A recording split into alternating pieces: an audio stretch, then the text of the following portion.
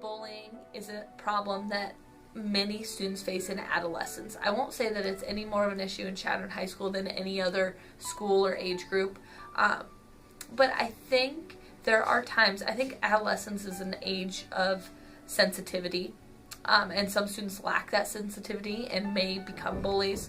Some students are a little oversensitive and may think that bullying is occurring when it's actually not. Bullying is kind of a hot topic term that's used. I think high school is a hard age for it too, because I think there is a ton of bullying right now on social media. A ton. And I will say with Chadron High School, every kid's got an iPad. That's different than other schools. So we are maybe more prone to some social media instances of bullying than other schools would be.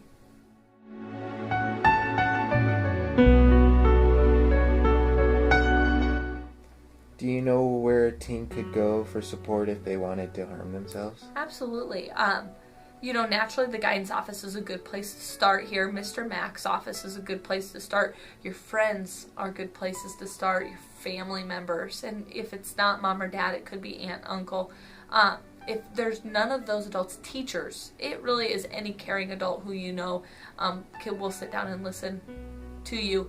If you can't talk to an adult about it, there's actually a crisis text line that I've shared with all of our students. It's 741-741, and you can text that number and have an anonymous counselor text you back. So that's a place as well.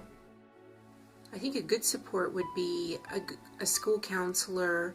There's multiple hotline numbers available for children. Even just seeking out a friend and somebody you can talk to and get out, what's on your mind can be helpful. But it is important to make that contact with somebody else when you're having those types of feelings.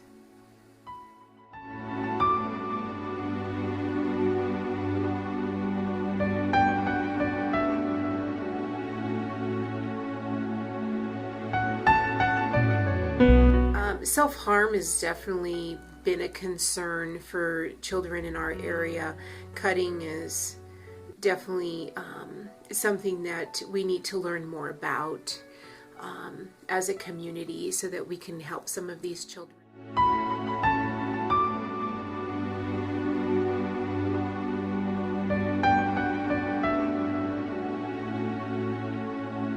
I think one thing that really helps prevent bullying that we do such a good job in our school, and I want to see more, is our juniors and seniors just need to always stick up for our younger classmen, underclassmen.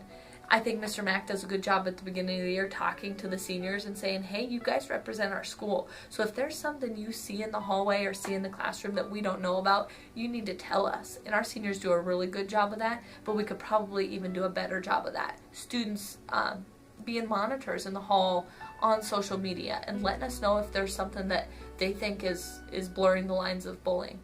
I think a lot of education is very important. And a good observation of the student body so that, if bullying is observed, it gets reported and gets handled.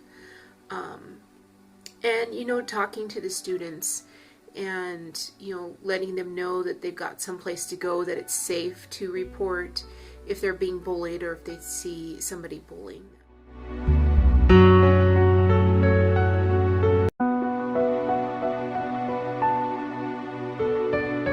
I would ask them if they had a plan.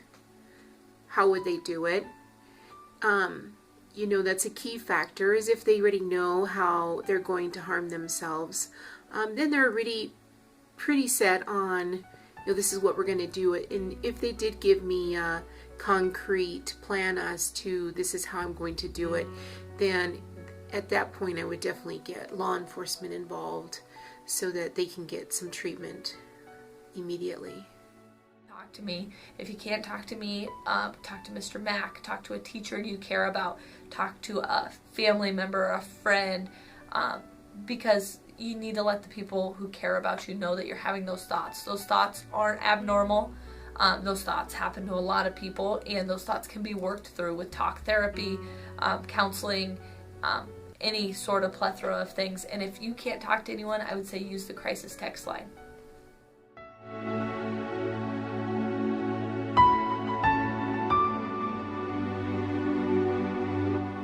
And finally, in your own words, how would you summarize the topic of suicide and bullying in one sentence?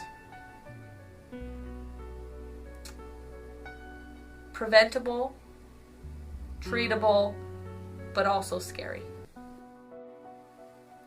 Bullying is an ongoing concern in every community, and steps are necessary to help these children who make these harsh decisions. Continued training and efforts need to be put into place to ensure these kids' continued safety.